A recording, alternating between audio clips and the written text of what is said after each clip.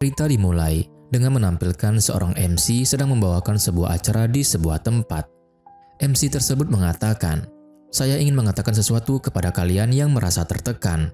Jika kalian merasakan sakit yang teramat dalam, itu artinya penderitaan kalian akan berakhir. Jadi harap bersabar dan berjuanglah sedikit lagi. Kita harus kuat menahan rasa sakit itu dan menemukan cara untuk menyembuhkannya," ucapnya pada penonton yang hadir. Semua penonton memberikan tepuk tangan yang meriah untuk MC. Kemudian, seorang pria duduk di kursi khusus dengan wajah yang sedih. Terlebih lagi saat mendengar semua yang dikatakan oleh MC itu. Pria itu bernama Kim Ji-ho. Setelah selesai acara, Ji-ho berbincang dengan MC di luar.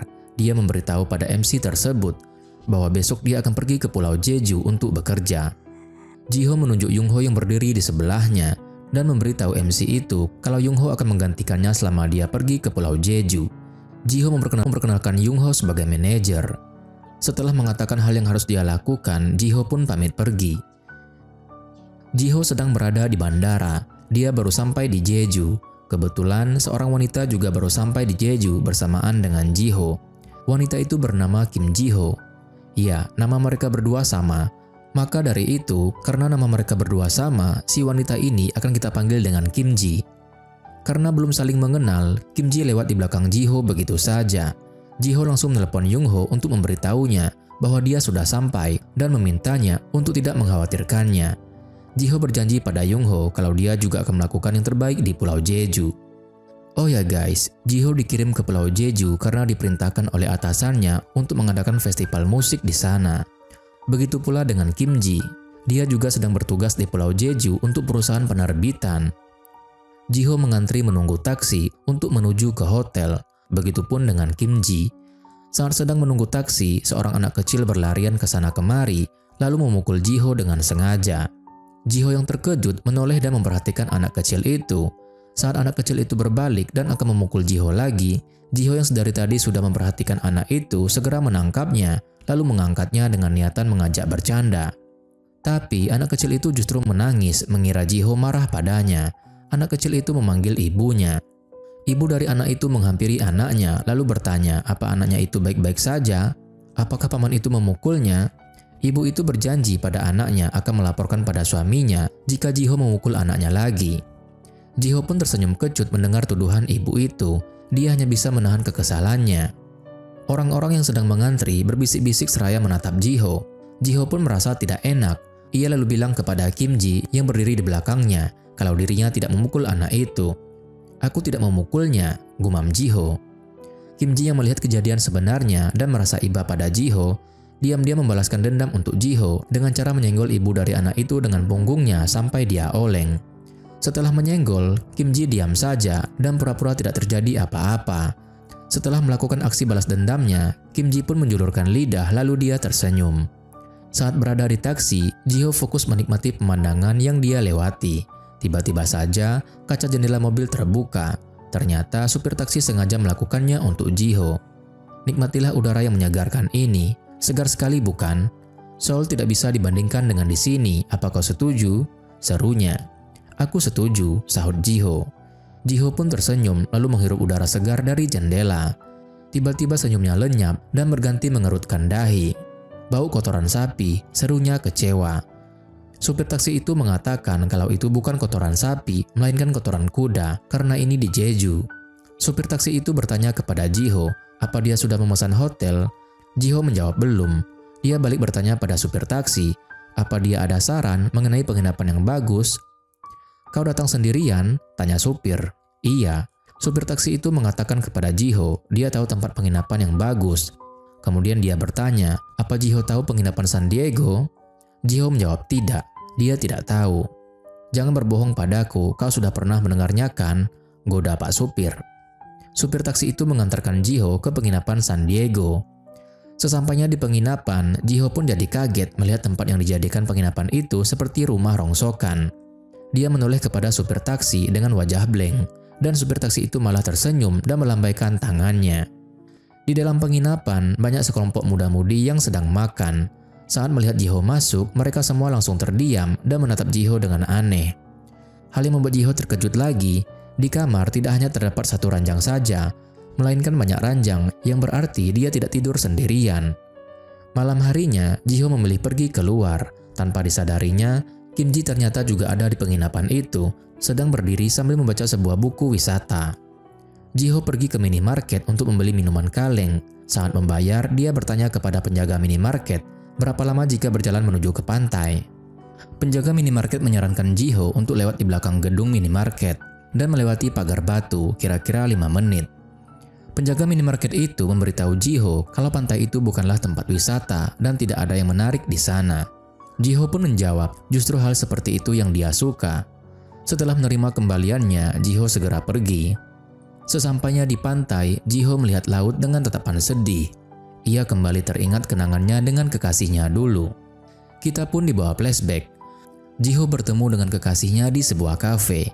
Dia benar-benar bahagia bisa bertemu dengan kekasihnya. Tapi tiba-tiba, kekasihnya itu ingin putus dengan Ji-ho. Senyum bahagia di wajah Ji-ho seketika menghilang mendengar kata putus. Kekasih Ji-ho mengatakan dia ingin menyampaikan hal ini pada Ji-ho karena itulah dia datang menemui Ji-ho. Kekasih Ji-ho mengembalikan sebuah kalung pada Ji-ho dengan meletakkannya ke meja. Setelah itu, dia beranjak untuk pergi dengan menahan tangisnya. Tiba-tiba, Ji-ho membuka suara untuk menghentikan kekasihnya itu. Ji-ho pun berkata, "Jika kau ingin menangis, tinggallah sebentar. Jika kau menangis seperti itu, bisakah kita melanjutkan hubungan kita?" ucapnya sedih. Kembali ke sekarang, Ji-ho berkata dalam hati, "Aku menahan dia pergi hanya karena aku tidak ingin kesepian, tapi aku justru menjadi orang yang paling kesepian di dunia ini," ucap Ji-ho seraya memegang kalung di tangannya. Setelah berdiam diri sedikit lama di pantai, Ji-ho beranjak untuk kembali ke penginapan. Tanpa disadarinya, Kim Ji juga pergi ke pantai saat itu. Ia melihat laut sambil menikmati minuman kalengnya. Sesampainya di dekat penginapan, Ji-ho bermain-main dengan kucing liar yang ada di situ. Tak lama kemudian, ponselnya berbunyi. Yung-ho mengirimnya pesan lewat line. "Apakah bersenang-senang di Jeju?" tanya Yung-ho. Ji-ho tidak membalas pesan Yung-ho. Ia kembali bermain dengan kucing itu. Saat Ji-ho akan masuk ke penginapan, di depan penginapan sekelompok muda-mudi mengadakan pesta. Ji-ho yang lewat tiba-tiba dihalangi oleh seorang wanita, salah satu dari mereka. Wanita yang bernama Jae-suk itu menyodorkan minuman kaleng pada Ji-ho lalu menyuruhnya untuk meminumnya. Ji-ho menatap Jae-suk dengan aneh, tapi Jae-suk malah tersenyum manis pada Ji-ho. Ji-ho pun meminum minuman kaleng itu tanpa memegangnya. Setelah itu dia beranjak untuk pergi. Entah bagaimana awalnya, tiba-tiba saja Ji-ho ikut bergabung dengan pesta muda-mudi itu. Ji-ho duduk diapit oleh kedua wanita. Jae-suk bilang pada teman-temannya, dia telah mendatangi seorang peramal. Peramal itu bilang padanya kalau dia ingin punya pacar, maka dia harus pergi ke tepi laut. Setelah mengatakan itu, Jae-suk tersenyum lebar sambil menatap Ji-ho. Kemudian dia menyandarkan kepalanya di bahu Ji-ho. Ji-ho yang merasa tidak nyaman pamit pergi ke kamar kecil. Saat berada di kamar kecil, Ji-ho lagi-lagi teringat akan kekasihnya yang meminta putus. Ji-ho menggenggam kalung yang pernah diberikannya pada kekasihnya dulu. Kita dibawa flashback lagi. Ji-ho dan Yung-ho pergi ke bar berdua. Melihat Ji-ho yang putus asa, Yung-ho memarahinya. "Kau tidak boleh begini, mencintai seseorang seharusnya hanya berkisah antara 2 orang, bukan 3 orang, kata Yung-ho. Dengan suara pelan, Ji-ho berjanji akan mencoba melupakan kekasihnya itu. Yung-ho berteriak pada Ji-ho, menyuruhnya untuk menemukan cinta yang lain. "Tapi, kenapa harus aku yang putus dengannya?" tanya Ji-ho dengan sedih. "Hei, mengapa kau berkata seperti itu?" kata Yung-ho lagi. "Seharusnya dia memutuskan pria itu dan memilihku, benar kan?" keluh Ji-ho. Yung-ho pun menjawab, "Hei, jika kau berpikir seperti itu, sama saja seperti kau menginjak kaki seseorang, lalu kau bertanya kepada orang itu, 'Kenapa kau meletakkan kakimu di bawah kakiku?' bentak Yung-ho. Ji-ho bilang pada Yung-ho kalau kekasihnya itu meminta Ji-ho untuk menunggunya. Yung-ho pun menjawab lagi, "Sampai kapan kau mau menunggu? Ini sudah terlalu lama. Dia memutuskanmu karena dia tidak bisa putus dengan pria itu. Akhirnya satu-satunya yang terluka adalah kau." Ji-ho pun hanya diam dan menunduk sedih. Kembali ke masa sekarang, Ji-ho duduk merenung sendirian di kamarnya. Tak lama kemudian ponselnya berbunyi.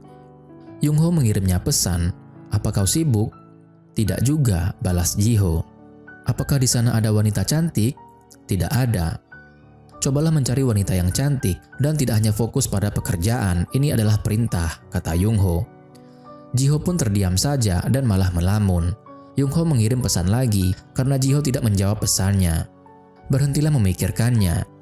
Ji-ho lagi-lagi mengabaikan pesan Yung Ho dan melamun. Saat malam hari, di mana penghuni penginapan sudah tidur, seseorang terlihat berjalan mengendap-endap dan mengambil barang berharga yang ada di kamar, termasuk dompet Ji-ho. Keesokan harinya, Ji-ho pergi ke kantor polisi setempat untuk melaporkan barangnya yang telah dicuri dari penginapan. Seorang polisi memberitahu rekannya kalau semalam ada pencuri yang masuk ke penginapan dan mengambil barang-barang. Polisi yang wajahnya sama persis dengan supir taksi mengamati Ji-ho dengan teliti, lalu berseru, "Mereka itu pencuri atau hantu? Bagaimana mereka tahu pintu penginapan itu tidak terkunci? Aku sudah berada di sini selama 25 tahun dan ini pertama kalinya terjadi di Jeju." Polisi yang lain bertanya kepada rekannya itu, apa dia sedang mencurigai seseorang? Belum sempat polisi itu menjawab, seseorang datang. Dia adalah Kim Ji. "Permisi, saya ingin melaporkan kehilangan. Ponsel saya dicuri," kata Kim Ji. Mendengar seseorang juga kehilangan barangnya, Ji-ho langsung menoleh pada Kim Ji dan mereka pun saling menatap. Kim Ji duduk di sebelah Ji-ho untuk membuat laporan. Polisi tadi menghampiri mereka lalu bertanya kepada Kim Ji, apa dia juga datang untuk menginap di San Diego semalam? Kim Ji pun langsung mengelak. Dia menjelaskan dia hanya mampir sebentar untuk mengerjakan pekerjaannya di sana. Kim Ji meyakinkan kalau dia sama sekali tidak tidur di penginapan San Diego. Setelah mengatakan itu, Kim Ji menunduk malu. Ji-ho bertanya kepada polisi, apa nanti mereka bisa mendapatkan barang mereka yang hilang? Polisi mengatakan hal seperti itu sangat sulit, karena biasanya pencuri yang handal tidak pernah meninggalkan jejak. Polisi yang lain menghampiri Ji-ho dan merasa iba karena Ji-ho dan Kim Ji datang jauh-jauh ke Jeju dan mengalami hal seperti ini. Polisi yang wajahnya mirip dengan supir taksi bertanya kepada Ji-ho, apa ada sesuatu terjadi kepadanya di penginapan San Diego? "Apa?" tanya Ji-ho tak paham. "Kau datang sendirian, kau pasti kehabisan uang untuk membeli makanan. Apakah punya kartu kredit atau sisa uang yang masih tersimpan?" tanya polisi. "Tidak, aku tidak punya," jawab Ji-ho lagi. Polisi itu bertanya lagi, apa Ji-ho sudah makan? Ji-ho menggelengkan kepalanya. Polisi juga bertanya kepada Kim Ji, apa dia sudah makan? Kim Ji juga menggelengkan kepalanya. Ji-ho dan Kim Ji makan ramen bersama dengan kedua polisi itu. Polisi yang lain memberitahu pada Ji-ho dan Kim Ji mengenai penginapan Rose. Dia meminta Ji-ho dan Kim Ji untuk datang ke penginapan Rose untuk istirahat setelah makan. Dia juga menjelaskan kalau penginapan itu lebih aman. Selesai makan, Ji-ho dan Kim Ji berjalan bersama menuju ke penginapan Rose. Di tengah perjalanan, Kim Ji mencoba mengajak Ji-ho untuk berbincang. "Kudengar kau menginap di San Diego," ucapnya. "Iya," jawab Ji-ho. "Bagaimana rasanya? Apakah kau bertemu dengan seseorang? Ada berapa orang di sana?" Ji-ho diam saja tak menjawab. Dia malah menatap Kim Ji aneh karena terlalu banyak bertanya. "Menurutku, tempat itu seperti barak. Jika ke sana di waktu yang salah, hanya ada pria," kata Kim Ji. Melihat ekspresi Ji-ho yang sepertinya tidak tahu apa-apa, Kim Ji memberitahu Ji-ho kalau penginapan itu adalah tempat untuk mencari seseorang untuk berkencan atau tidur. Kim Ji mengatakan penginapan itu seperti tempat prostitusi. Mendengar hal itu, Ji-ho langsung menghentikan langkahnya. "Apa kau datang sendirian? Kalau begitu ikut aku," ucap Kim Ji dengan gaya menggoda. Setelah mengatakan itu, ia bertanya kepada Ji-ho lagi, apa dia tidak tahu mengenai itu? Jika tidak, kenapa Ji-ho menginap di tempat seperti itu? Ji-ho masih diam tak menjawab. Ia teringat semua kejadian yang terjadi padanya di San Diego. Dia baru sadar, pantas saja polisi tadi bertanya padanya, apa terjadi sesuatu kepadanya di San Diego? Dan ketika polisi bertanya pada Kim Ji mengelak habis-habisan kalau dia tidak menginap di San Diego. Kim Ji bertanya lagi kepada Ji-ho, dia tidak kehilangan ponselnya kan? Kim Ji lalu mengatakan dia sangat iri pada Ji-ho karena tidak kehilangan ponselnya. "Apa kau kehilangan semuanya?" tanya Ji-ho. "Aku meletakkan alat make up dan dompetku di tempat tidur, jadi aku masih memilikinya. Biasanya aku menggenggam ponselku saat tidur, tapi semalam aku mencarger ponselku dan letaknya jauh dari tempat tidurku, karena itulah ponselku hilang," ucapnya kesal. Tak lama kemudian mereka sampai di penginapan Rose. Seorang nenek bernama Lee Jung-mi menyambut mereka dan segera menunjuk kamar. Nenek Jung-mi mengantarkan Ji-ho ke kamar. Ketika memeriksa penghangat kamar yang belum dinyalakan, nenek meminta Jiho untuk menunggu sebentar, nanti pasti akan hangat saat malam. Jiho pun mengatakan, "Sebelumnya maaf, saya kehilangan dompet. Untuk biaya sewa kamar, bolehkah saya mentransfernya nanti?" ucapnya menjelaskan. "Apa yang terjadi padamu?" tanya nenek. Jiho memberitahu kalau barang-barangnya dicuri di penginapan sebelumnya. "Astaga, bagaimana itu bisa terjadi?" tanya nenek. "Boleh saya tahu nomor rekening Anda?" tanya Jiho. "Berarti jika kau kehilangan dompetmu, kau pasti belum makan kan?" tanya nenek lagi. Jiho pun tersenyum lalu mengatakan kalau dia sudah makan. Namun nenek tidak percaya dengan apa yang dikatakan Jiho. Ia beranjak pergi untuk memasakkan sesuatu. "Nenek, tolong berikan nomor rekening Anda," kata Jiho. "Iya, aku tahu. Di mana aku meletakkan buku tabunganku ya?" gumam nenek. Jiho melihat pemandangan di luar penginapan dan sangat kagum karena pemandangan dari penginapan Rose sangat bagus. Beberapa saat kemudian, nenek sudah menghidangkan makanan di meja. Ia berteriak meminta Jiho dan Kim Ji untuk keluar. Nenek juga menyerahkan buku rekeningnya pada Jiho. "Walaupun kau menjadi pengemis, kau tetap harus makan banyak," ucap nenek menasehatinya. Kim Ji yang mendengar nenek mengatai Jiho sebagai pengemis, ia pun tertawa. Melihat Kim Ji menertawainya, Jiho menatapnya tajam. "Aku masih memiliki dompetku," kata Kim Ji membela diri. Setelah nenek pergi, Jiho melihat foto-foto milik nenek dan keluarganya yang terpajang di meja.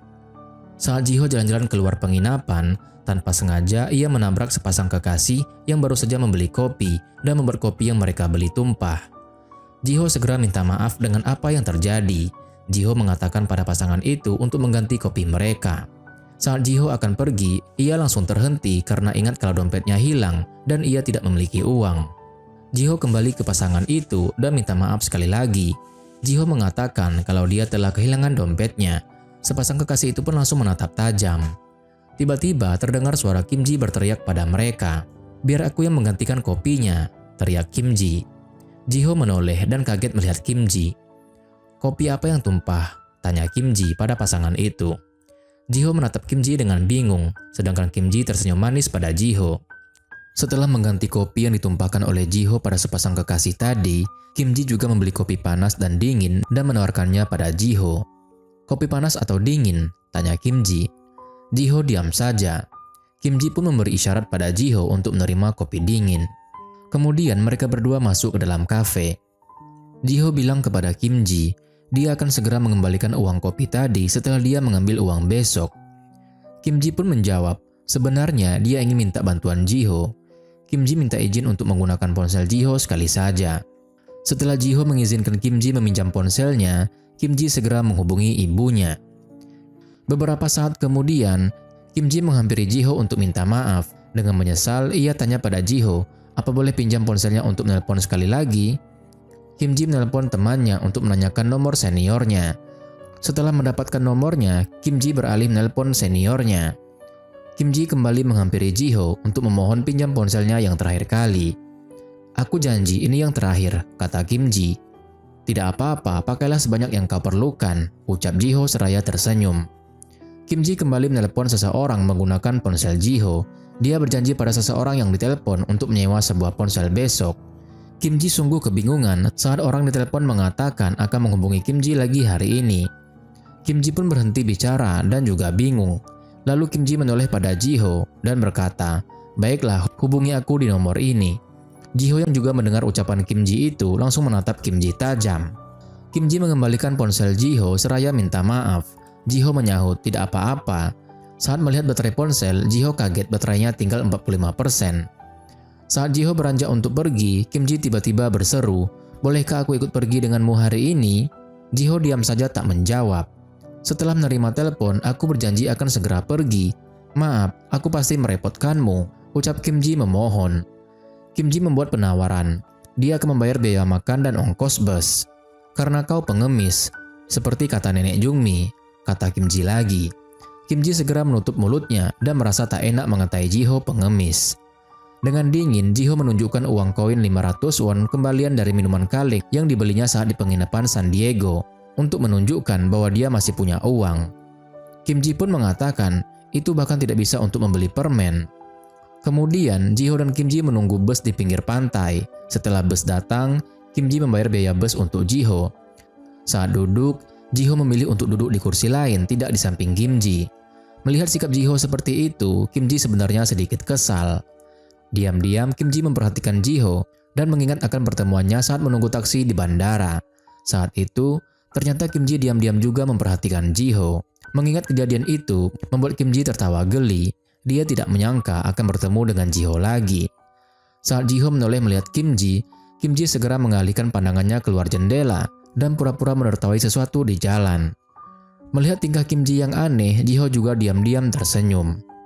Kim Ji terus mengikuti kemana Ji-ho pergi. Saat ponsel Ji-ho berdering, Kim Ji segera mendekat pada Ji-ho.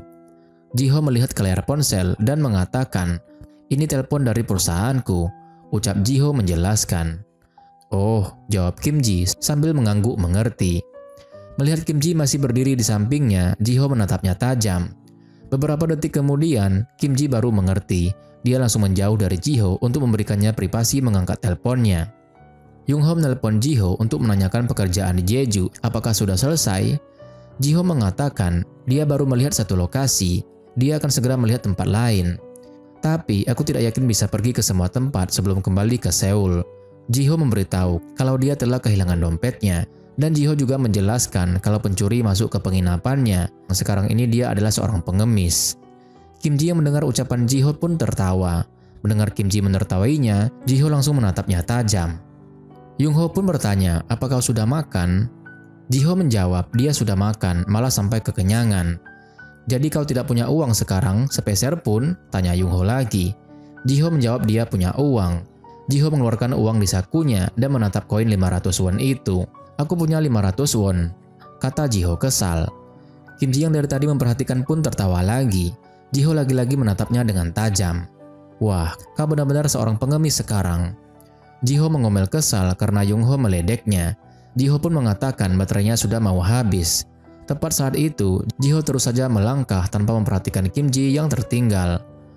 Kim Ji sedang memperhatikan sesuatu yang ada di penunjuk jalan dan tidak memperhatikan kemana Ji-ho pergi. Ji-ho yang sudah kesal mendengar ocehan Yung-ho langsung mematikan ponselnya. Saat Ji-ho berbalik, dia bingung karena tidak melihat Kim Ji di belakangnya. Ji-ho pun memutuskan untuk kembali mencari Kim Ji. Begitupun dengan Kim Ji, dia sedikit panik ketika kehilangan Ji-ho. Kim Ji pun memutuskan untuk pergi mencari Ji-ho. Ji-ho dan Kim Ji pun saling mencari satu sama lain. Mereka masih belum bertemu karena selalu saja mencari di tempat yang berlawanan arah. Setelah beberapa saat mencari, akhirnya mereka pun bertemu di pinggir ladang yang dipenuhi tumbuhan ilalang. Saat mereka akan saling menghampiri, mereka terhalang oleh sekelompok orang yang sedang asyik berfoto bersama. Ji-ho dan Kim Ji pun berhenti untuk menunggu waktu foto selesai. Di saat menunggu, Kim Ji dan Ji-ho pun saling menatap dari kejauhan dan tersenyum. Setelah sekelompok orang yang berfoto itu pergi, mereka baru saling menghampiri. Ji-ho pun mengatakan, "Maaf, aku berjalan terlalu cepat." Kim Ji pun menjawab, "Tidak, hanya saja aku terlalu fokus melihat sesuatu tadi," jawab Kim Ji. Kim Ji pun mengatakan kalau tidak sulit menemukan Ji-ho. "Meskipun dari jauh, tapi aku masih bisa melihatmu dengan jelas," ucap Kim Ji. Mereka berdua jadi canggung karena perkataan Kim Ji barusan. Kim Ji pun mengikuti Ji-ho yang pergi ke tengah ladang ilalang. Ji-ho berdiri mengamati ladang yang kosong dengan cermat. Kemudian dia membuat sketsa dengan ilusinya. Ternyata Ji-ho mencari tempat yang akan dijadikan tempat konser musik outdoor atau festival musik. Kim Ji mengamati apa yang dilakukan oleh Ji-ho. Dengan setia dia menunggu Ji-ho. Saat akan pulang, Kim Ji bertanya kepada Ji-ho apa dia tidak lapar. Kim Ji mengeluh dia sangat lapar. Namun Ji-ho diam saja tak menjawab. "Bagaimana kalau kita makan di sekitar sini? Dia yang akan traktir," kata Kim Ji. Bukannya aku menolak. Kemudian Ji-ho mengeluarkan ponselnya lalu menunjukkannya pada Kim Ji. Ji-ho mengatakan kalau baterai ponselnya hampir habis, hanya tinggal 4%. Ji-ho bertanya, "Bagaimana jika orang yang Kim Ji tunggu itu menelpon?" Kim Ji pun menjawab, "Oh, ternyata kau memikirkan itu dari tadi?" Kim Ji pun tersenyum dan mengatakan kepada Ji-ho, bagaimanapun juga mereka harus makan. Kim Ji merasa tak enak karena seharian dia sudah membuat Ji-ho tak nyaman karena terus mengikutinya. Ji-ho pun menjawab itu tidak masalah untuknya. Dia pun memberikan ide pergi ke suatu tempat untuk makan dan dia bisa mencarger ponselnya. Kim Ji pun mengangguk setuju. Mereka pergi ke sebuah restoran. Kim Ji yang penasaran bertanya kepada Ji-ho apa yang dilakukannya tadi saat di padang rumput. Jiho diam saja tak menjawab. Dia hanya menoleh sebentar pada Kim Ji. "Oh tidak, seharusnya aku tidak bertanya apa yang kau lakukan tadi," sambung Kim Ji. Namun Kim Ji menebak-nebak apa profesi Jiho dengan menyimpulkan apa yang dilakukan Jiho tadi. "Kau mengambil gambar dengan ponselmu, tapi kau tidak terlihat seperti jurnalis. Apakah bekerja di perusahaan properti? Atau kau adalah manajemen artis? Aku boleh bertanyakan?" Jiho pun memberitahu dia sedang menyiapkan sebuah event festival musik di Jeju. Perusahaannya yang bertanggung jawab dalam pelaksanaan event ini. Akhirnya Kim Ji pun mengerti kalau Jiho sedang menyiapkan sebuah festival musik. Kim Ji memberitahu Jiho kalau dia bekerja di penerbitan dan pekerjaannya lebih banyak berhubungan dengan Cina dan buku-buku Cina. "Sekarang ini aku sedang membuat buku panduan wisata Korea untuk turis Cina, sehingga aku harus pulang pergi ke Jeju dan Seoul," ucapnya menjelaskan. Jiho diam saja tak menghiraukan Kim Ji. Kim Ji yang malu pun menyeletuk. Dia banyak bicara karena mungkin saja Jiho ingin tahu. Kemudian, Jiho dan Kim Ji kembali ke penginapan. Kim Ji sedang sibuk mengerjakan pekerjaannya di kamar. Jiho mencarger ponselnya di depan kamar Kim Ji. Setelah itu, Jiho memberitahu Kim Ji, "Aku meninggalkan ponselku di ruang tamu." "Apa?" jawab Kim Ji. Kim Ji keluar kamar untuk mencari tahu apa yang dikatakan Jiho barusan. Kim Ji heran Jiho meninggalkan ponselnya begitu saja untuknya. Kemudian Kim Ji duduk berjongkok di dekat ponsel Jiho dan terus melihat ponsel itu. Kemudian kita pun mendengarkan suara hati dari Kim Ji. "Aku mulai khawatir. Jantungku berdegup kencang, seolah-olah aku sedang menabur benih yang sangat kecil di langit dan berharap benih itu akan tumbuh di ladang seseorang, atau seperti melemparkan 100 juta koin agar bisa menumpuk seperti sebuah menara. Atau juga seperti membeli tiket lotre 10 kali dan berharap aku akan terus menang 10 kali berturut-turut. Tapi yang paling sulit adalah kemungkinan menemukan seseorang yang kusukai dan orang itu juga menyukaiku." Di dalam kamar masing-masing, Jiho dan Kim Ji ternyata saling memikirkan satu sama lain. Setelah bangun pagi, Kim Ji segera menuju ke kamar mandi. Saat membuka pintu kamar mandi dan melihat Jiho berada di dalamnya, Kim Ji spontan berteriak. Kemudian Kim Ji segera menutup pintu. Kim Ji pun minta maaf. Dia tidak tahu kalau ada orang di dalam. "Sungguh, aku tidak tahu. Aku hanya membuka pintunya. Aku sungguh tidak melihat apapun," ucap Kim Ji. Kim Ji yang terkejut sekaligus bingung berlari menuju kamar seraya berteriak keras. "Bagaimana ini? Aku melihat semuanya." Tak lama kemudian, Jiho keluar dari kamar mandi dan juga tampak bingung dan malu. Dia memeriksa pintu kamar mandi dan baru tahu kalau pintunya itu rusak. Nenek Jangmi tiba-tiba muncul membuat Jiho kaget. Nenek mengatakan kalau pintu kamar mandi rusak. Menantuku bilang dia akan memperbaikinya, tapi dia mungkin baru akan datang ke sini jika aku sudah mati. Jiho yang malu segera pergi ke kamarnya. Jiho dan Kim Ji bersiap untuk pergi, dan tampak terlihat jelas kalau mereka sama-sama canggung dan malu karena insiden tadi. Kejadian tadi membuat mereka berdua salah tingkah. Kemudian Jiho pergi ke bank untuk membuat kartu kredit, sedangkan Kim Ji pergi untuk menyewa ponsel. Setelah itu, Jiho dan Kim Ji menjalankan pekerjaan mereka masing-masing. Jiho pergi survei tempat untuk festival, sedangkan Kim Ji untuk merevisi tempat wisata yang ada di buku. Tanpa mereka berdua sadari, mereka ternyata pergi ke tempat yang sama. Saat melewati sebuah papan yang tergantung di tembok, Jiho berhenti sejenak untuk membacanya. Di sana tertulis, "Belajar melepaskan akan memberikan kebahagiaan." Setelah membaca, Jiho membenarkan papan itu yang terlihat miring. Tak berapa lama kemudian, Kim Ji juga berdiri di tempat yang sama seperti Jiho tadi dan membaca sebuah papan yang terdapat tulisannya. Di sana tertulis, "Keajaiban itu seperti cinta, membutuhkan keberanian untuk mendapatkannya." Melihat papan itu miring, Kim Ji membenarkan letaknya. Jiho dan Kim Ji berjalan di tempat yang sama, hanya saja di waktu yang berbeda. Tapi tampak terlihat kalau mereka berjalan beriringan seakan berjalan bersama. Jiho duduk untuk istirahat sambil memperhatikan ponselnya. Tidak jauh dari tempat Jiho berada, Kim Ji sedang asik teleponan dengan temannya. Saat melihat Jiho dari kejauhan, Kim Ji langsung menghentikan langkahnya. Kim Ji pun mengatakan, "Oh, itu dia," serunya di telepon. "Kami menginap di tempat yang sama." "Ya benar, si pria 500 won." "Tidak, aku akan pura-pura tidak mengenalnya. Kemarin aku mengikutinya seharian," ucapnya di telepon. Saat Jiho menoleh, Kim Ji segera bersembunyi. Dia bilang pada temannya, jika dia melakukan hal seperti kemarin lagi, yaitu mengikuti Jiho, maka Jiho pasti akan merasa terganggu. Jiho pergi ke sebuah kedai untuk makan. Setelah selesai makan dan akan membayar, dia bingung karena pelayan di kedai mengatakan kalau makanannya tadi sudah dibayar. "Tapi aku belum bayar," kata Jiho. "Bukankah Anda memesan gimbap? Ini sudah dibayar," ucap sang pelayan. Jiho pun jadi bingung dengan apa yang terjadi. Dia merasa belum bayar, tapi pelayan bilang sudah dibayar. Saat Jiho keluar dari kedai, dia kaget melihat Kim Ji duduk tak jauh dari sana dan tersenyum padanya. Melihat Kim Ji ada di situ, Jiho bisa menebak kalau Kim Ji lah yang sudah membayar makanannya. Jiho berterima kasih pada Kim Ji untuk makanannya yang sudah dibayar. Lalu dia bertanya, "Kenapa Kim Ji membayar makanannya?" "Kupikir kau merasa tidak nyaman denganku karena kejadian tadi pagi," ucap Kim Ji pelan. Jiho pun diam saja, ia beranjak pergi, dan Kim Ji pun mengikutinya. Kim Ji membela diri kalau tadi pagi dia tidak melihat apapun. Kemudian Kim Ji tersenyum. Dia bilang pada Jiho seharusnya Jiho membalikkan tubuhnya sewaktu dia membuka pintu tadi. Setelah mengatakan itu, Kim Ji sadar kalau kata-katanya sedikit vulgar. Dia langsung menunduk kesal pada dirinya sendiri. "Kenapa aku mengatakan itu?" Jiho dari tadi diam saja, dia tampak tidak berminat dengan ocehan Kim Ji. Kim Ji membela diri kalau dia juga kaget karena kejadian tadi. "Jadi kau tidak perlu malu karena kau punya tubuh yang bagus," ucapnya dengan ceria. Kim Ji pun langsung terdiam karena melakukan kesalahan lagi dengan ocehannya. Kim Ji berusaha untuk meralat ucapannya agar Jiho tidak berpikir aneh-aneh padanya. "Maksudku, aku tidak bermaksud melihat badanmu." Melihat Jiho yang diam saja dengan raut wajah yang tampak kesal, Kim Ji langsung menutup mulutnya. Terlebih lagi Jiho menatapnya dengan tajam. "Kalau begitu, selamat bekerja. Sampai jumpa di penginapan," ucap Kim Ji. Setelah Jiho pergi, Kim Ji memaki dirinya sendiri. Dia berjanji akan menjahit mulutnya sampai rapat setelah kembali ke Seoul nanti. Tanpa Kim Ji sadari, Jiho berbalik arah dan berjalan di belakangnya. Bahkan Jiho bisa mendengar apa yang Kim Ji keluhkan.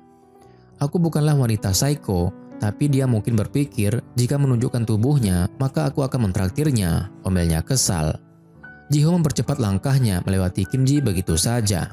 Mengetahui Jiho melewatinya, Kim Ji pun langsung terkejut. Spontan Kim Ji langsung menutup mulutnya. Tanpa sepengetahuan Kim Ji, Jiho menertawainya. Jiho melanjutkan pekerjaannya mensurvei tempat untuk festival. Jiho duduk beristirahat di tengah hutan sendirian. Saat akan mengambil ponsel di sakunya, tanpa sengaja kalung milik mantan kekasihnya yang dulu terjatuh. Melihat kalung itu, raut wajah Jiho berubah sedih. Kita pun dibawa flashback. Jiho dan mantan kekasihnya bertemu di depan rumah mantan kekasihnya itu. Mantan Jiho mengatakan, "Kau mengerti kan, aku berusaha untuk tidak menjawab teleponmu. Tapi tanpa sadar, aku ternyata tetap menjawab teleponmu. Seharusnya aku tidak keluar sekalipun kau menungguku. Tapi kelemahanku adalah aku tetap saja menemuimu. Hanya ini yang bisa kulakukan, karena sudah tidak ada lagi yang bisa kulakukan untukmu. Aku tidak bisa pergi begitu saja. Tidak mungkin menemukan pekerjaan baru dan pindah dalam waktu singkat.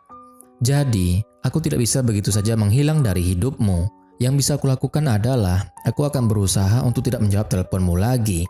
Dan berapa lamanya kau menungguku, aku tidak akan pernah menemuimu. Hanya ini yang bisa kulakukan, jadi kumohon tolonglah aku. Jika suatu hari nanti kau melihatku menangis, bahkan jika aku terjatuh di jalan, berpura-puralah tidak mengenalku, aku mohon padamu," ucapnya sedih. Jiho hanya diam saja mendengar semuanya dengan raut wajah yang sedih. Kembali ke sekarang, Jiho mengambil kalung itu yang terjatuh, lalu menoleh ke tempat sampah yang terletak di sampingnya. Jiho berpikir untuk membuang kalung itu, tapi dia tidak sanggup. Kemudian, Jiho menggenggam kalung itu dan memasukkannya lagi ke sakunya. Tiba-tiba hujan turun deras, Jiho segera pergi dari hutan. Kim Ji berteduh di halte menunggu hujan sedikit reda untuk kembali ke penginapan. Tak lama kemudian, sebuah bus datang dan Jiho turun dari bus itu. Saat melihat Jiho turun dari bus, Kim Ji langsung beranjak dari duduknya karena terkejut. Jiho juga terkejut melihat Kim Ji berada di halte. "Sepertinya hujannya akan lama," kata Kim Ji. Jiho pun mengatakan dia baru saja melihat ramalan cuaca. Katanya hujan akan berhenti malam ini dan akan turun lagi besok. "Benarkah?" tanya Kim Ji. Kim Ji menunjuk ke kedai yang terletak tak jauh dari halte. Dia menawarkan Jiho untuk menunggu bus di kedai itu. Kim Ji yang menggigil kedinginan mengajak Jiho untuk minum teh panas dulu sebelum kembali ke penginapan. Mereka berdua akhirnya pergi ke kedai. Setelah minum teh panasnya, Kim Ji menghela lega. Lalu Kim Ji mengatakan kepada Ji-ho kalau di Jeju sangat dingin sekali. Ji-ho hanya diam saja, malah asyik minum tehnya. Kim Ji memperhatikan Ji-ho lalu tertawa. Ji-ho menatap Kim Ji dengan anehnya. Dilihat dari bahumu, kupikir kau akan memesan segelas es americano. Seseorang dengan ukuran bahu seperti itu di saat cuaca dingin, mereka biasanya akan memesan minuman yang dingin, ucap Kim Ji. Kim Ji melihat keluar jendela dan mengeluh apakah besok benar-benar akan turun hujan lagi. Kim Ji berharap itu tidak terjadi, karena aku harus menjelajahi sebuah kebun, ucap Kim Ji. Tiba-tiba Kim Ji bersin. Ji-ho segera mengambilkan tisu untuk Kim Ji. Wajahmu merah sekali, kata Ji-ho. Mungkin karena aku berpindah dari tempat yang dingin ke tempat yang hangat, wajahku jadi merah. Ini bukan karena aku malu, aku sungguh tidak sedang malu, jawab Kim Ji. Ji-ho pun diam saja menahan senyumnya. Ngomong-ngomong, jika kau sedang mencari sebuah tempat untuk pertunjukan, aku tahu salah satu tempat yang indah. Kau bisa menonton pertunjukan sembari melihat laut secara bersamaan, mendengarkan lagu dengan angin yang berhembus. Tempatnya seperti itu, ucap Kim Ji. Keesokan harinya, hujan sudah turun deras semenjak pagi. Ji-ho dan Kim Ji sedang menunggu nenek Jang-mi menyajikan sarapan. Kim Ji yang biasanya banyak bicara, hari ini cenderung diam karena merasa tak enak badan. Kim Ji bahkan terbatuk-batuk. Nenek Jang-mi datang membawakan semangkuk nasi untuk mereka. Dia menyuruh Kim Ji untuk makan dulu sebelum istirahat. Nanti dia akan menyalakan pemanas ruangan untuk Kim Ji.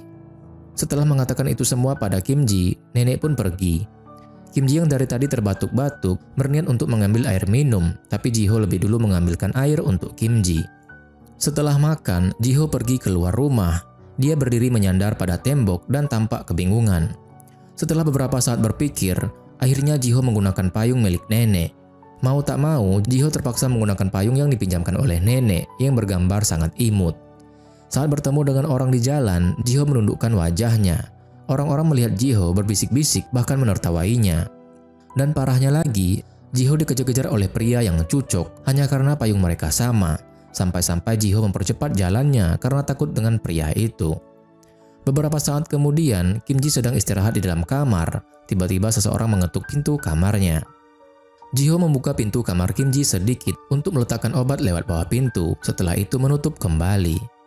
Kim Ji pun berterima kasih kepadanya. Kim Ji merangkak dari tempat tidur untuk mengambil obat itu, lalu kembali ke tempat tidur lagi. Tak lama kemudian, Ji-ho mengetuk pintu kamar Kim Ji lagi. Ji-ho membuka pintu untuk menyerahkan air minum untuk Kim Ji.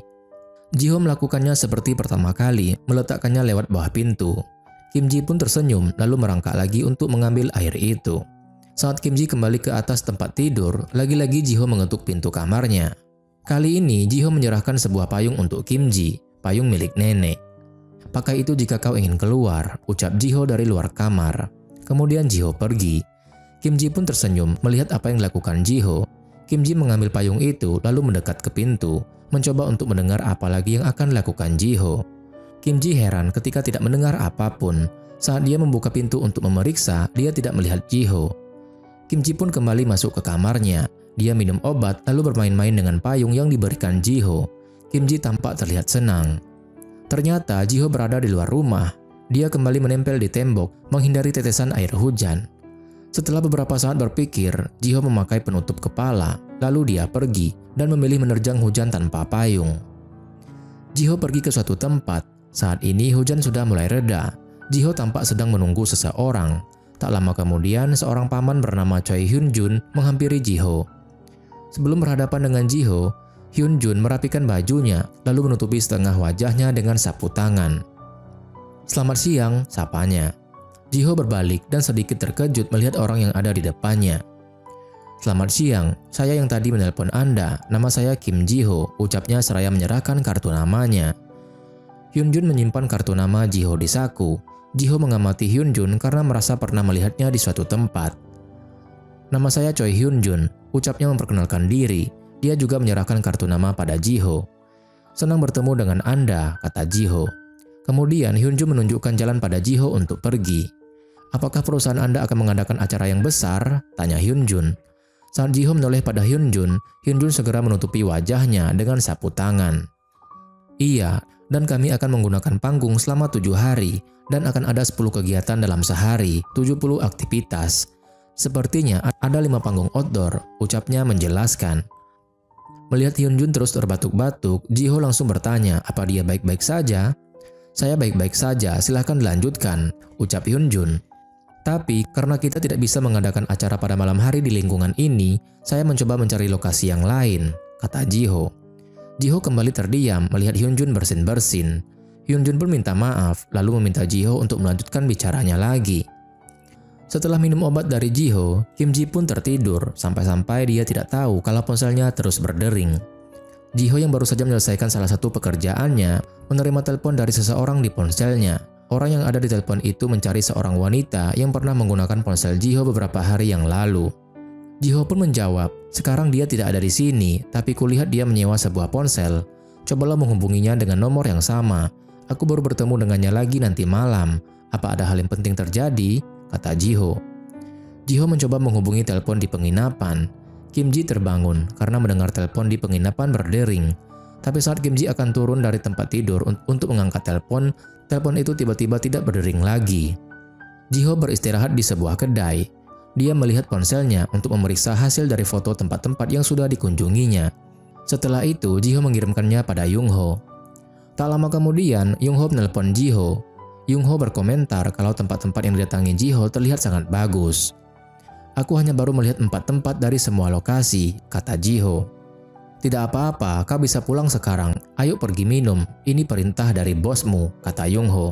Young-ho pun menyuruh Jiho untuk segera kembali ke Seoul dalam waktu 4 jam.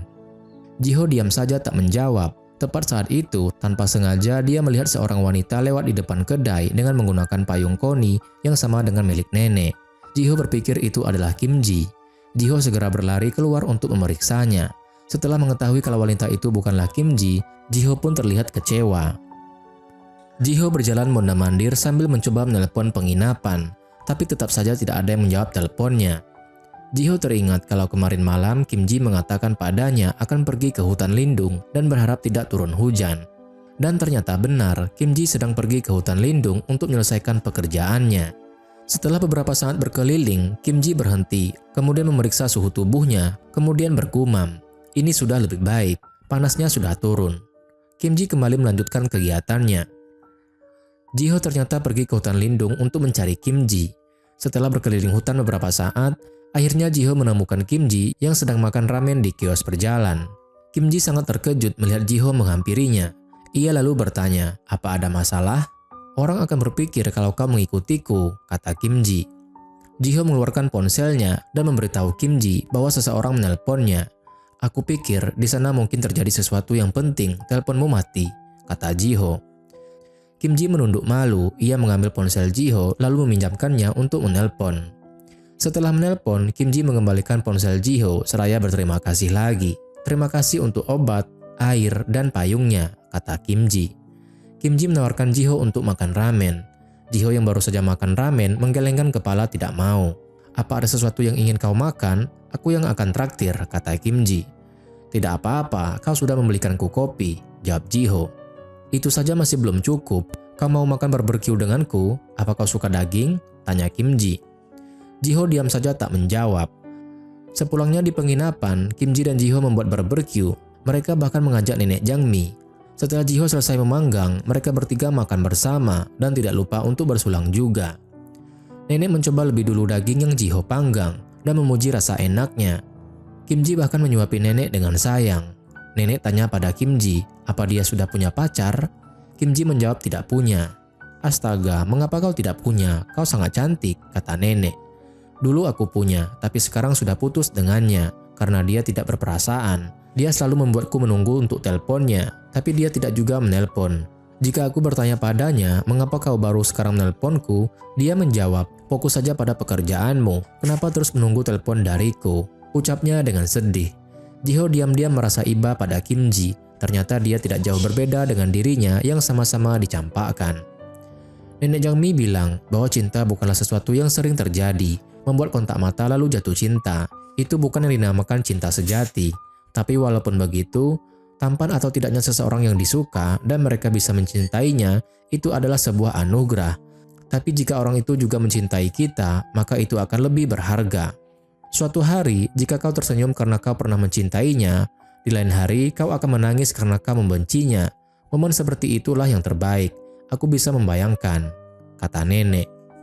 Beberapa saat kemudian, nenek sudah pergi dan hanya tinggal Ji-ho dan Kim Ji berdua.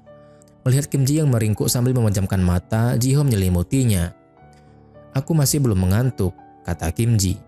Ji-ho diam saja. Dia melamun dan kembali teringat kejadian saat dia bertemu dengan mantan kekasihnya untuk terakhir kalinya. Kita pun dibawa flashback. Sambil menangis, mantan kekasih Ji-ho mengatakan kepada Ji-ho, dia akan selalu berdoa untuk Ji-ho agar selalu beruntung. Kemudian Ji-ho menjawab, kumohon katakan satu hal tanpa terlalu banyak berpikir, ini akan sangat berat bagi kita untuk berhenti bertemu satu sama lain. Tanpa memikirkan hal itu, sekalipun ini adalah hal yang tidak berguna untuk dipikirkan, bisa kakak mengatakannya lagi, kata-kata yang ingin kudengar, aku mencintaimu, ucap Ji-ho pelan. Ji-ho pergi meninggalkan mantan kekasihnya itu dengan perasaan yang sedih. Kembali ke sekarang, Kim Ji sudah tertidur, Ji-ho masih duduk di sampingnya. Kemudian Ji-ho melirik Kim Ji yang tengah tertidur, kemudian dia menatap langit. Keesokan paginya, Kim Ji lebih dulu menggunakan kamar mandi. Karena pintu kamar mandi rusak, Kim Ji berjaga untuk dirinya sendiri dengan menempel sebuah kertas di pintu kamar mandi dengan bertuliskan, jangan dibuka pintunya, ada orang di dalam. Ji-ho yang ingin menggunakan kamar mandi membaca pesan yang tertempel di pintu. Awalnya Ji-ho akan pergi, tapi dia kembali lagi untuk mengusili Kim Ji. Ji-ho mengetuk pintu dengan keras. Aku di dalam kamar mandi, teriak Kim Ji. Ji-ho menahan tawanya, dia mengetuk pintu lagi. Aku di dalam, jangan buka pintunya, teriak Kim Ji lagi. Kemudian Ji-ho menggerakkan gagang pintunya berkali-kali, berpura-pura seakan-akan mau masuk ke dalam. Aku bilang jangan buka pintunya, teriak Kim Ji dengan panik. Kim Ji dan Ji-ho akan pergi bersama. Kim Ji berencana menunjukkan Ji-ho ke tempat yang bagus untuk diadakan festivalnya. Saat Ji-ho menghampirinya di luar rumah, Kim Ji langsung melemparkan helm pada Ji-ho. Kim Ji memberitahu Ji-ho bahwa akan sulit jika pergi ke tempat yang akan mereka tuju dengan menggunakan bus. Kim Ji menyuruh Ji-ho untuk naik ke motor yang sudah disewanya. Kalau begitu, biarkan aku yang mengendarai, kata Ji-ho. Kau tidak tahu di mana tempatnya, kata Kim Ji.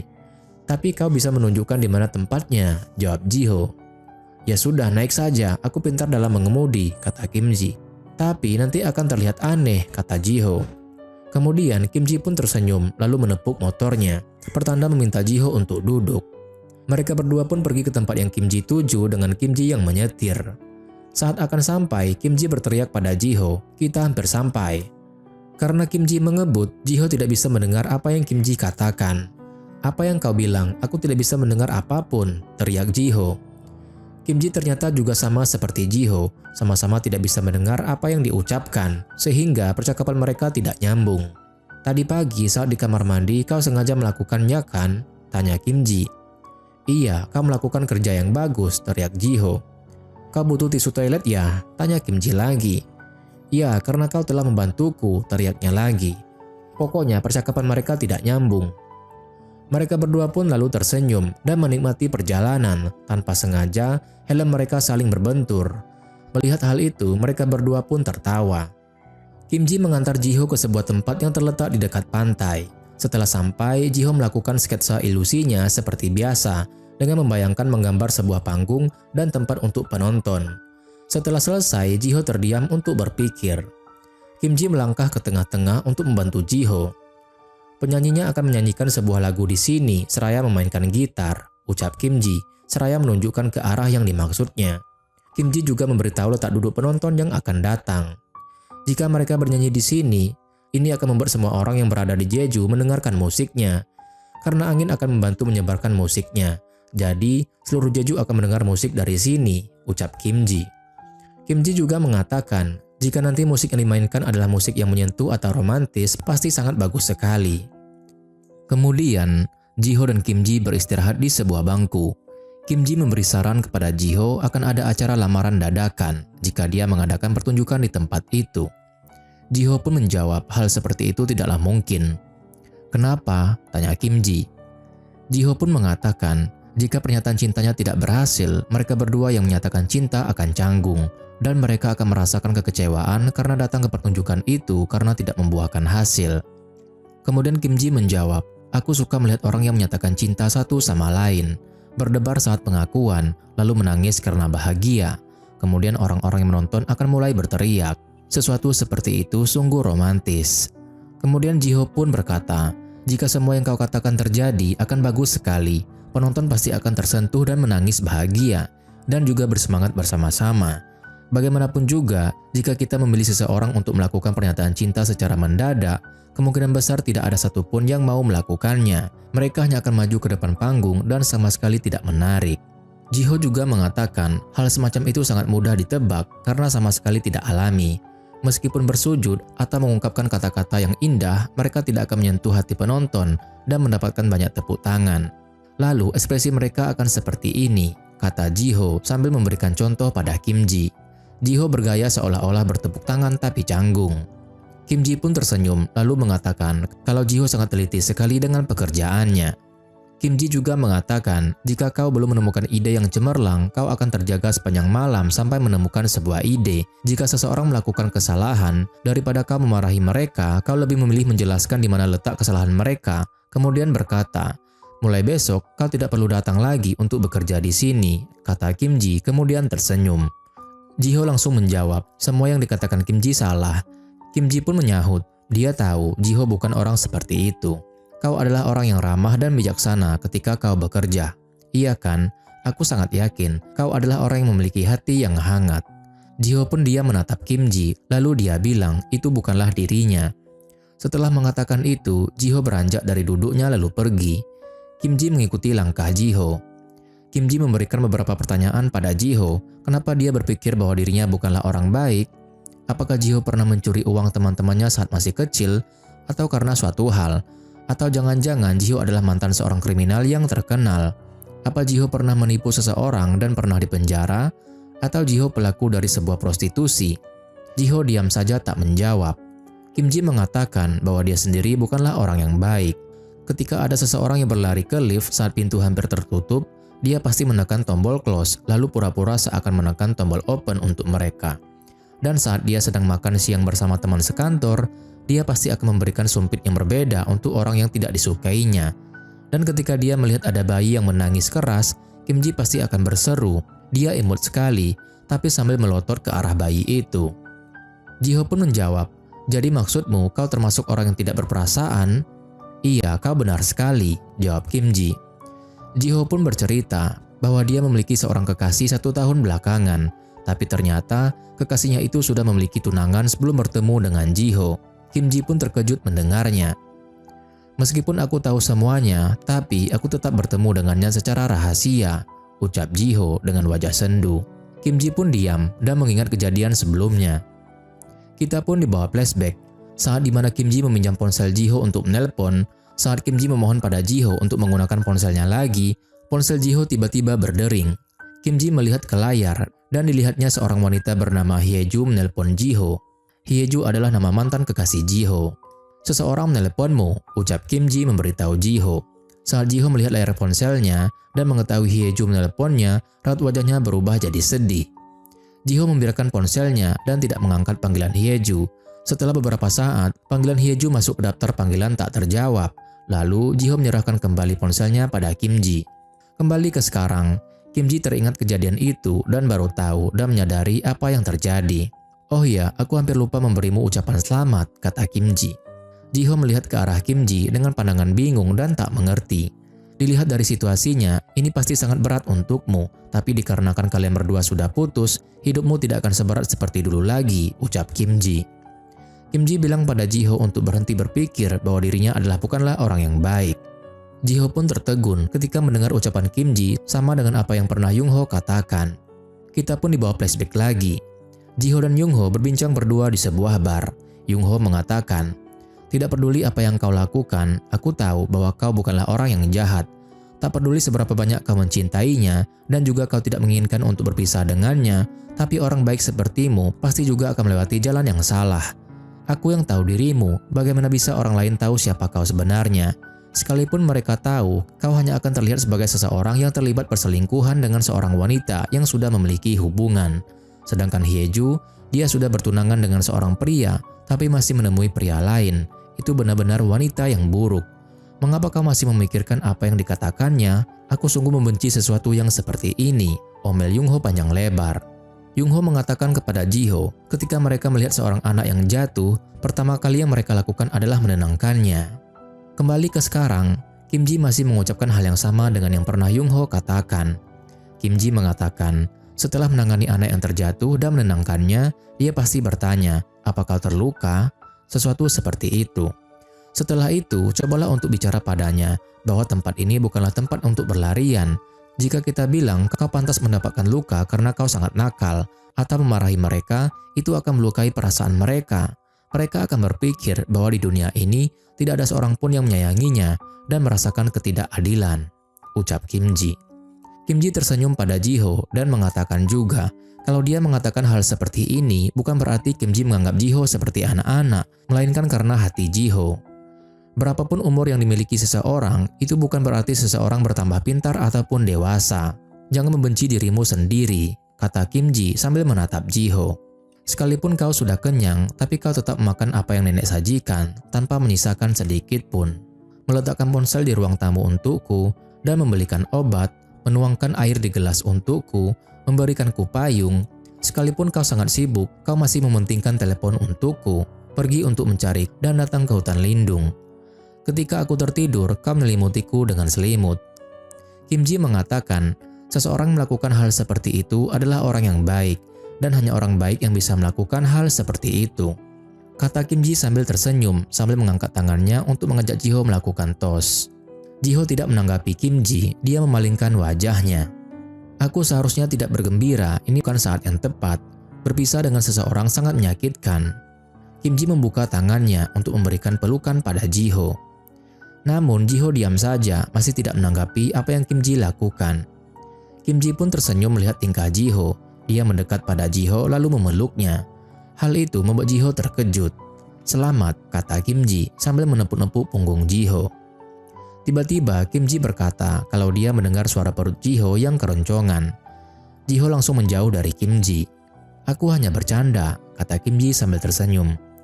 Sebelum kembali ke penginapan, Kim Ji dan Ji-ho berjalan-jalan lebih dulu menikmati konser jalanan bersama-sama. Saat melewati sebuah patung, Kim Ji terhenti dan langsung tertarik pada patung itu. Kim Ji duduk berjongkok di depan patung itu sambil memegang tangan patung. Dia bahkan mengajak Ji-ho juga.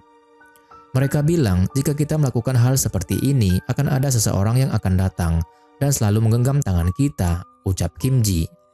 Ji-ho menuruti apa yang Kim Ji minta. Dia duduk di sebelah Kim Ji dan menempelkan tangannya ke tangan patung itu. Perlahan Kim Ji meletakkan tangannya di atas tangan Ji-ho. Hal itu membuatnya sedikit gugup. Baiklah, mari kita mulai berdoa. Kim Ji berhenti di sebuah toko boneka, kemudian memegang boneka yang berbentuk orang Cina. Dengan sedikit malu-malu, Kim Ji menunjukkan boneka itu pada Ji-ho, lalu mengungkapkan sebuah kata menggunakan bahasa Cina. Aku tidak begitu mengenalmu dan aku tidak tahu apa yang kau pikirkan tentangku, tapi aku menyukaimu. Kau mungkin berpikir kalau aku gila kan, ucapnya. Kim Ji pun menunduk malu sedangkan Ji-ho menatap Kim Ji tajam. Ji-ho dan Kim Ji kembali ke penginapan. Kali ini Ji-ho yang menyetir bukan Kim Ji. Tiba-tiba Kim Ji memeluk Ji-ho karena takut jatuh. Awalnya Ji-ho kaget, tapi dia membiarkan Kim Ji memeluknya. Sesampainya di penginapan, mereka berdua tidak bisa tidur karena memikirkan satu sama lain. Keesokan paginya, mereka bertemu di dekat kamar mandi dan terlihat saling canggung. Ji-ho membuka suara dengan bertanya pada Kim Ji, apa dia mau pergi ke kantor polisi bersamanya? Kemudian, Ji-ho dan Kim Ji pergi ke kantor polisi bersama. Ji-ho memberikan bingkisan satu kardus ramen kepada kedua polisi yang pernah membantunya. Hyun-jun bilang kepada Ji-ho dan Kim Ji, mereka tidak perlu membeli ramen untuk bingkisan ucapan terima kasih. Seharusnya mereka membelikan mereka daging. Coba pikirkan, datang kemari, kalian berdua sebenarnya tidak kehilangan apapun. Sekalipun kalian kehilangan sesuatu, tapi kalian telah mendapatkan sesuatu yang baru yang lebih berarti, ucap Hyun-jun, kemudian tersenyum malu. Ji-ho dan Kim Ji pun saling menatap. Hyun-jun juga mengatakan kalau mereka berdua terlihat serasi bersama-sama. Ini tidak seperti itu, kata Kim Ji. Hyun-jun menarik tangan Ji-ho untuk berpegangan tangan dengan Kim Ji sambil mengatakan, pegang tangannya. Hal itu pun membuat Kim Ji terkejut. Jangan pernah melepaskan tangannya. saling mencintai satu sama lain untuk waktu yang lama, kata Hyunjun kepada Jiho. Kim Ji dan Jiho pun saling menatap dan sedikit canggung. Kembalilah ke Jeju lagi saat kalian honeymoon, mengerti? Hyunjun dan rekannya tersenyum pada mereka. Saat Jiho melepaskan tangan Kim Ji, Hyunjun kembali memintanya untuk menggenggam erat tangan Kim Ji. Hyunjun berbisik-bisik dengan temannya lalu mengatakan kalau mereka berdua tampak serasi. Setelah dari kantor polisi, Kim Ji mengajak Jiho untuk pergi ke toko bunga. Kim Ji berencana membelikan seikat bunga untuk nenek Jangmi. Kemudian hujan turun lagi membasahi Jeju. Saat ini, Jiho sedang mengantar Kim Ji ke halte. Hari ini, Kim Ji berencana untuk kembali ke Seoul. Sesampainya di halte dan menunggu bus tiba, tampak terlihat Jiho dan Kim Ji sedang bingung. Mereka tidak tahu harus mengatakan apa satu sama lain. Kim Ji menoleh pada Jiho lalu berterima kasih untuk semuanya. Tidak apa-apa, aku yang seharusnya berterima kasih, jawab Jiho. Mereka berdua kembali terdiam. Tak lama kemudian, bus yang ditunggu Kim Ji datang. Dia memberitahu Jiho kalau busnya sudah datang. Kalau begitu, aku harap kau menikmati pekerjaanmu, ucap Kim Ji. Saat Jiho akan membantu Kim Ji membawakan koper, Kim Ji menolak. Tidak perlu, aku bisa melakukannya sendiri, kau bisa pergi sekarang. Kemudian Kim Ji melambaikan tangan pada Jiho. Bus mulai berjalan pergi, Jiho juga melangkah untuk kembali ke penginapan. Tapi tiba-tiba bus berhenti tidak jauh dari halte. Kim Ji turun dari bus, kemudian berteriak pada Jiho, "Tunggu sebentar." Jiho berbalik dan kaget melihat Kim Ji turun dari bus. Kim Ji segera berlari menghampiri Jiho. Kim Ji berdekatan dengan Jiho di bawah satu payung. Mereka saling melihat satu sama lain untuk beberapa saat. Dengan gugup, Kim Ji mengatakan pada Jiho, ada sesuatu yang ingin dia katakan. Sebenarnya, tidak banyak hal yang akan kukatakan. Kim Ji mengatakan, dia seharusnya mengucapkan terima kasih dan memberi Jiho kartu nama, atau berusaha membuat beberapa alasan untuk mendapatkan kartu nama Jiho. Kim Ji selalu memikirkan tentang itu, tapi dia sadar bahwa dia seharusnya tidak melakukan hal seperti itu. Aku pasti akan merindukanmu, tapi kau tidak pernah memikirkan aku. Jika aku memberimu kartu namaku, itu akan seperti aku memaksamu untuk menghubungiku. Jika ada kesempatan, jika suatu hari kita bertemu di jalan, aku takut bahwa nanti kita pura-pura pernah saling mengenal atau kita akan merasa aneh. Tapi jika kita melakukan perpisahan seperti ini, suatu hari jika kita bertemu lagi, kita tidak akan canggung untuk bertemu lagi. Kau setuju kan? Ucap Kim Ji. Jiho diam saja menatap Kim Ji yang tersenyum manis padanya. Kemudian, kita mendengar suara hati Kim Ji. Jika suatu hari aku melihat poster konser di jalan, ketika melihat seseorang menumpahkan kopi, dan melihat obat flu di apotik, saat aku melihat seseorang mengendarai skuter, dan ketika aku melihat lampu merah dari ponsel yang sedang di-charger, semua kejadian itu akan membuatku merindukanmu.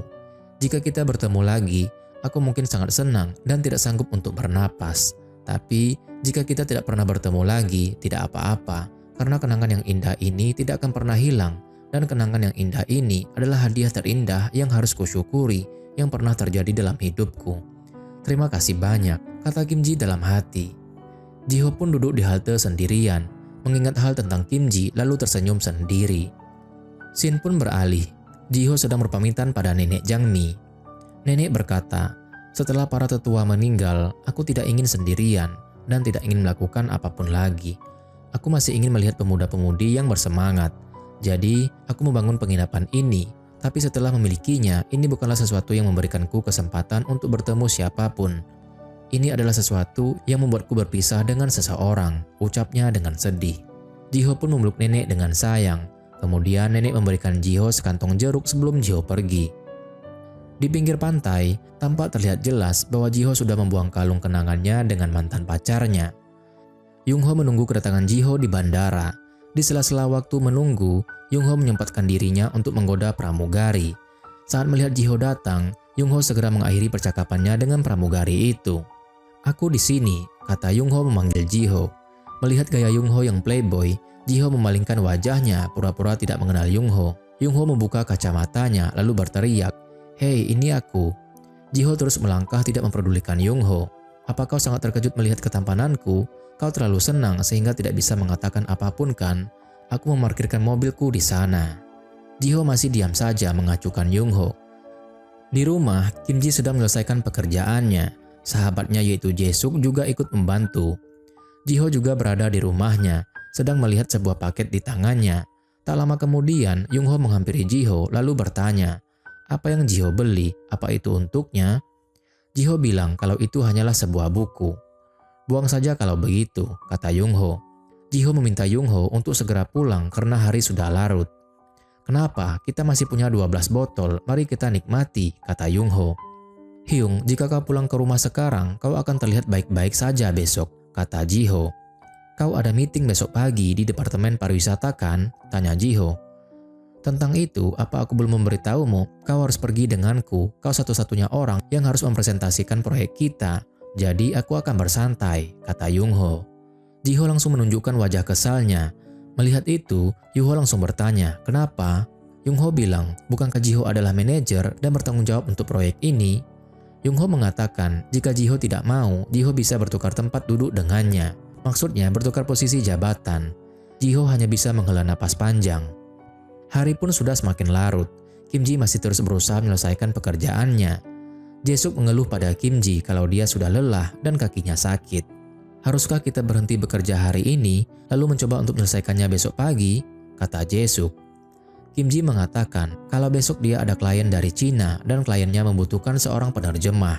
Jae-suk bertanya, kenapa harus Kim Ji yang menangani klien itu? Di mana senior Jung Ah? Kim Ji mengangkat bahunya lalu mengatakan dia sedang mengambil libur dan besoknya baru dia akan kembali lagi. "Aku pikir karena dia tahu pekerjaan besok tidak mudah dan dia tidak mau melakukannya, jadi dia sengaja mengambil libur. Aku benar-benar tidak menyukainya," omel Jae-suk. Jae-suk lalu bertanya, apa yang akan Kim Ji lakukan? Apa Kim Ji sanggup makan di tempat seperti itu? Kim Ji diam tak menjawab, dia hanya menggelengkan kepalanya. Kemudian, Yung Ho sudah tertidur di sofa, sedangkan Ji-ho sibuk membereskan botol dan makanan yang berserakan di mejanya. Kim Ji bekerja keras menyelesaikan pekerjaannya dan akhirnya dia berhasil. Jae-suk menyodorkan teh hangat untuk Kim Ji, lalu mereka bersulang. Ji-ho menyelimuti Yung Ho yang sudah tertidur lelap. Kemudian dia membuka kotak paketnya. Ternyata Ji-ho membeli sebuah buku yang diedit oleh Kim Ji yang berjudul Soul Travel Guide. Ji-ho membuka buku itu dan saat melihat halaman belakang, dia mulai fokus melihat kata-kata ungkapan perasaan dengan bahasa Cina yang diterjemahkan ke Korea. Ji-ho mulai teringat apa yang pernah Kim Ji katakan padanya dengan menggunakan bahasa Cina saat di depan toko. Keesokan harinya, Ji-ho sedang bersama seorang pria di sebuah hotel. Mereka serius membicarakan masalah pekerjaan sambil berjalan menuju ke suatu tempat. Ternyata Kim Ji juga berada di tempat yang sama dengan Ji-ho. Saat ini, Kim Ji sedang bersama seorang klien dari Cina dan menjadi penerjemah. Mereka berdua juga membicarakan pekerjaan. Tanpa sengaja, Ji-ho bertemu dengan Kim Ji. Mereka berdua pun terkejut bisa bertemu lagi di tempat yang tidak terduga. Karena keduanya sedang bersama klien masing-masing, mereka berdua tidak bisa tegur sapa dan pergi begitu saja. Pria yang bersama Ji-ho mengatakan kalau Ji-ho dan wanita tadi yaitu Kim Ji tampak terlihat saling mengenal. Ji-ho mengangguk mengiyakan. Pria itu mengatakan kalau Kim Ji sangat cantik seperti seorang artis. Kim Ji berpisah dengan kliennya di lobi. Kim Ji berbalik untuk melihat Ji-ho, kemudian ia tersenyum. Kim Ji berniat menghampiri Ji-ho. Pria yang bersama Ji-ho mengatakan kalau wanita tadi sepertinya bukan kekasih Ji-ho. Dia lalu bertanya, apakah dia adalah seseorang yang Ji-ho sukai? Ji-ho bingung harus mengatakan dari mana, karena ceritanya sangat panjang. Akhirnya Ji-ho mengatakan kalau wanita tadi adalah seseorang yang dia temui secara singkat saat berpergian. Tanpa Ji-ho sadari, Kim Ji yang saat itu sudah berada di belakangnya mendengar semuanya. Pria yang bersama Ji-ho pun berseru, "Ah, aku mengerti, hubungan jangka pendek. Ketika kau pergi di sana kan, aku juga pernah." Kim Ji langsung menghentikan langkahnya. Dia terkejut dengan apa yang ia dengar. Ji-ho dan rekannya berbalik. Mereka kaget melihat Kim Ji berdiri di belakang mereka. Kim Ji memberi hormat kepada mereka lalu segera pergi. Menduga Kim Ji salah paham dengan pembicaraannya tadi, Ji-ho segera pamit untuk pergi sebentar. Ji-ho pergi untuk mengejar Kim Ji. Dia meraih tangan Kim Ji untuk menghentikannya. "Tunggu sebentar," kata Ji-ho. Kim Ji menunduk menahan tangisnya. Ji-ho merasa tak enak mengira Kim Ji kesakitan. Dia langsung melepas genggamannya dan minta maaf. "Tidak apa-apa," kata Kim Ji. "Aku tidak ingin kau salah paham dan menyakitimu," kata Ji-ho. "Iya, tidak apa-apa," ucap Kim Ji sambil memaksakan tersenyum. Walaupun begitu, tetap saja suara Kim Ji gemetar karena menahan tangisnya. Percakapan tadi yang kau dengar mungkin terdengar aneh bagimu, tapi aku tidak bermaksud seperti itu, kata Ji-ho. Iya, tidak apa-apa, kata Kim Ji terisak. Ji-ho pun kaget saat melihat mata Kim Ji berkaca-kaca. Apa yang kukatakan tadi, aku tidak bermaksud menuju ke hal negatif, ucap Ji-ho. Iya, tidak apa-apa, kata Kim Ji lagi. Kim Ji pun mulai menangis. Melihat Kim Ji menangis, Ji-ho bingung harus melakukan apa. Dan tiba-tiba rekan Ji-ho dan Kim Ji datang untuk mencari mereka. Kim Ji memberi hormat pada Ji-ho lalu segera pergi dengan kekecewaannya. Saat Ji-ho berada di kantor, dia mencoba menghubungi Kim Ji dari nomor telepon yang dia dapatkan di buku travel yang dibelinya. Tiba-tiba Yung-ho datang. Melihat Ji-ho memegang buku Cina, Yung-ho bertanya apa Ji-ho sedang mempelajari bahasa Cina. Kenapa kau tidak mengatakan padaku, aku ahli dalam hal ini, kata Yung-ho. Ji-ho diam saja tidak menghiraukan Yung-ho. Ji-ho pergi ke tempat Kim Ji bekerja. Dia mondar-mandir menunggu Kim Ji di luar. Tak lama kemudian Kim Ji datang. Dia pun sungguh terkejut melihat Ji-ho datang ke kantornya. Kim Ji pun menghampiri Ji-ho lalu bertanya bagaimana bisa Ji-ho ada di kantornya. Ji-ho memberitahu kalau dia melihat alamat penerbit di dalam buku. Apa yang akan kau lakukan jika tidak melihatku di sini? Kau sudah menunggu lama? Tanya Kim Ji. Tidak, apa kita bisa bicara? Jawab Ji-ho. Ji-ho dan Kim Ji pergi ke sebuah kafe untuk bicara berdua. Kemarin, aku tidak punya kesempatan untuk menjelaskan padamu. Karena jadwal yang padat kemarin, aku tidak punya kesempatan untuk menjelaskannya, ucap Ji-ho. Kim Ji mengangguk mengerti. Kemarin, saat aku bilang singkat, pasti terdengar aneh bagimu kan? Tanya Ji-ho. Kim Ji pun menjawab kalau Ji-ho tidak perlu mengkhawatirkan hal itu karena dia sudah melupakannya. Tidak, bukan seperti itu. Ji-ho bingung harus mengatakan apa. Dia meraih gelas di depannya, lalu meminumnya dengan cepat. Sampai-sampai Ji-ho tidak memperdulikan kalau minumannya panas. Sesaat itu, terkadang bisa memiliki arti yang luas. Kata sebentar yang kukatakan sebelumnya maksudnya bukanlah hal yang negatif, kata Ji-ho lagi untuk menjelaskan. Kim Ji diam saja mendengarkan apa yang Ji-ho katakan. Ji-ho duduk di sebuah halte sendirian setelah menemui Kim Ji. Kim Ji sedang berdiri di suatu tempat melihat sebuah tiket konser pemberian dari Ji-ho. Beberapa hari kemudian, Kim Ji pergi ke Jeju untuk menyerahkan buku kepada penulis yang baru saja selesai direvisinya. Apakah edisi revisinya sudah keluar? Tanya penulis. Kim Ji menyerahkan buku itu lalu berterima kasih. Setelah selesai menyerahkan buku, Kim Ji pergi ke hutan lindung. Di sela-sela perjalanannya di hutan lindung, Kim Ji teringat kenangannya bersama Ji-ho, lalu ia tersenyum. Kim Ji pergi ke kedai yang dulu pernah didatanginya bersama Ji-ho saat mereka berdua menunggu bus di hari hujan lebat. Di tempat itu, Kim Ji kembali teringat semua kenangannya dengan Ji-ho. Kenangan yang indah adalah hadiah terbaik dalam hidupku yang harus kusyukuri. Terima kasih banyak, kata Kim Ji dalam hati. Kim Ji pergi ke tempat di mana diadakannya konser yang dinaungi oleh Ji-ho. Kim Ji berhenti di depan sebuah poster konser, lalu membaca tulisan yang terdapat di poster itu. Kemudian ia tersenyum. Di sana tertulis, kenangan membahagiakan yang tidak pernah lekang oleh waktu. Kim Ji menuju ke panggung dan dilihatnya Ji-ho sedang sibuk mengatur band yang sedang bernyanyi.